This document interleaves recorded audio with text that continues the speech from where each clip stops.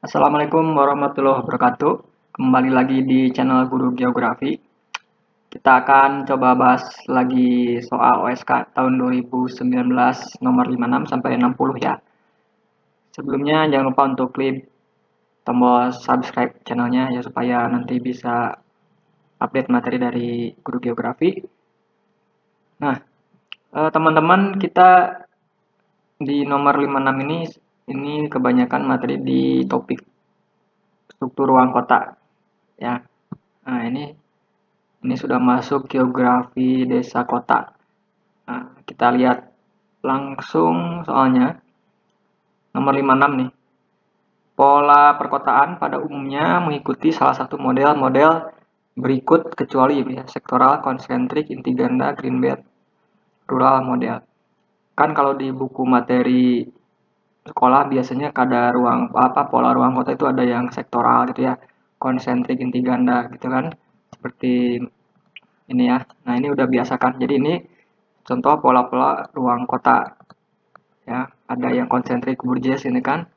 Kemudian ada sektoral yang kayak Quetard ya, atau ini. Kemudian ada yang teori inti ganda ya, multiple nuclei model ini Harris Ullman. Nah, ini contoh pola struktur ruang kota ya. Isinya tinggal dibaca. Nanti banyak ya di buku juga. Kemudian lalu tadi ada istilah lain green belt.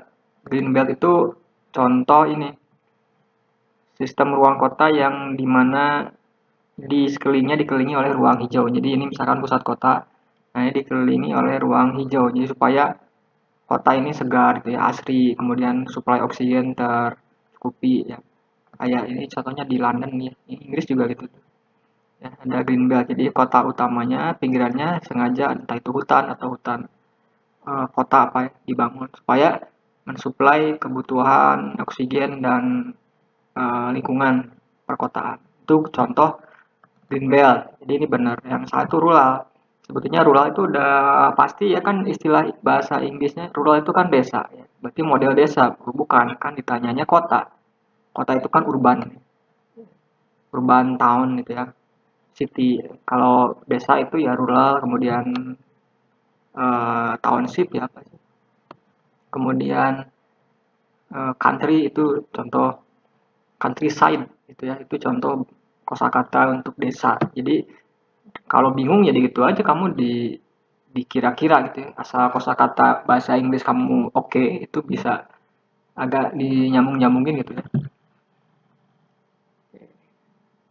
Nah, ini green belt ya. Kemudian 57, perencanaan kota disusun untuk mengarahkan pertumbuhan kota agar akomodatif terhadap dinamika penduduk dan kelestarian lingkungan. Urutan proses perencanaan kota berikut di mana yang paling tepat untuk diikuti yang mana. Ya. Nah, ya. Yang jawabannya ini ada A, B, C, D, E. Ya. Yang jawabannya ini yang A ya, perumusan tujuan, pengumpulan data, analisis alternatif, rencana terpilih. Ini pastinya kayak kamu membuat gini deh makalah ya atau membuat laporan ya. Di awal kan pasti latar belakang tujuan nih. Jadi ingatnya ke sana aja. Di awal mula pasti dia merencanakan tujuan pembuatan, misalkan tujuan pembuatan makalah misalnya. Nah, gitu. Kemudian setelah tujuannya ditentukan topiknya, kemudian baru mencari data kan ya, data informasi diolah gitu kan. Datanya dikumpulkan ya, sampling, kemudian data populasi dan lain-lain. Habis itu baru dianalisa datanya, dianalisa, kemudian keluarlah alternatif rencananya kan dari hasil analisa ini.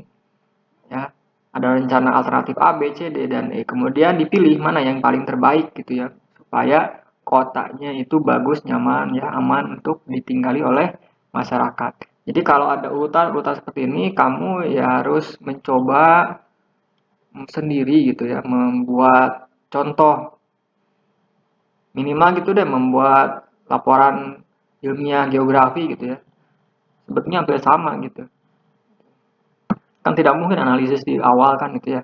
Kemudian rencananya alternatif rencana di awal kan ya pasti di akhir gitu. Jadi sering-seringlah membaca tentang itu tadi, yang sistematika pembuatan laporan ya, makalah gitu, biar kamu punya sedikit gambaran ya, tidak blank gitu. Kemudian 58, geografi ekonomi merupakan salah satu cabang dari geografi manusia. Pengertian geografi ekonomi adalah apakah teori gabungan geografi ekonomi, penerapan teori geografi pada kasus-kasus ekonomi, teori geografi untuk ekonomi, kasus perekonomian di lokasi geografi, penerapan teori dasar ekonomi pada ruang geografi. Gabungan geografi ekonomi. Geografi itu kan berkaitan dengan ruang ya, ruangan kan pendekatannya.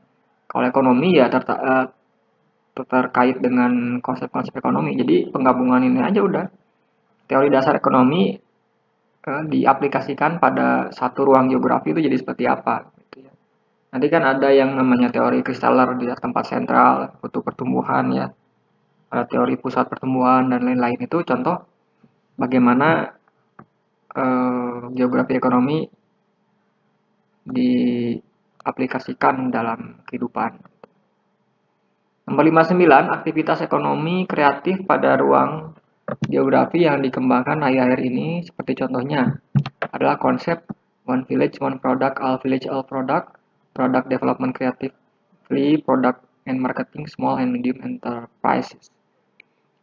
Ingat, kalau ekonomi geografi tadi ada ruangnya, ada konsep ekonominya. One Village, Village itu kan kecamatan atau desa ya. Satu desa, satu produk, produk ekonomi gitu ya. Jadi ini konsep ekonominya, ini konsep geografinya. Dalam ruang satu desa ada satu produk ekonomi unggulan misalkan. Jadi itu contohnya penggabungannya gitu. Ya, atau satu kecamatan, satu unit usaha ya gitu. Sama aja. Jadi kamu cari mana yang berkaitan dengan ruangnya, ini kan village-nya, desa, one product-nya, ini adalah konsep ekonominya, gitu caranya. Jadi misalkan kalau ada soal lainnya nanti, ya kamu harus, ya gitu, harus tahu cara triknya. 60, globalisasi merupakan proses interaksi antar negara pada berbagai kegiatan, termasuk kegiatan ekonomi terjadi akibat berkembangnya teknologi yang pesat, terutama teknologi komunikasi dan transportasi. Perwujudan dalam pelaku ekonomi apa? Multinational corporation, local corporation district, central business district, 6 Lodge Venosap Partnership 21 Century. Ini kan globalisasi itu jadinya tiap negara dia punya kesempatan untuk mengembangkan ekonomi bisnisnya tanpa ada batas ruang waktu. Jadi jawabannya multinational corporation ya. Jadi perusahaan-perusahaan di negara asal itu dia bisa beroperasi di negara berkembang misalnya, tapi aturannya ngikut negara yang pembuat industrinya. Misalkan di Indonesia kan pabrik mobil ya, Toyota ya, misalkan ya, atau Honda atau apalah itu. Kan itu kan dari Jepang. Dia merelokasi pabriknya dibuat di sini, tapi regulasinya tetap standar prosedurnya dari Jepang, cara untuk membuat mobilnya, kemudian proses manufaktur, ya, perakitan lain-lainnya, dia tetap aturannya dari negara asal. Tapi karena globalisasi dia ya menyebar gitu ya, ekspansi militer bisnis gitu ya. Jadi kemana-mana supaya cepat juga memasarkan ya kan, pabriknya di Indonesia, pasarnya di Indonesia, pasarnya kan cepat distribusinya. Jadi itu contoh perwujudan dari globalisasi saat ini ya.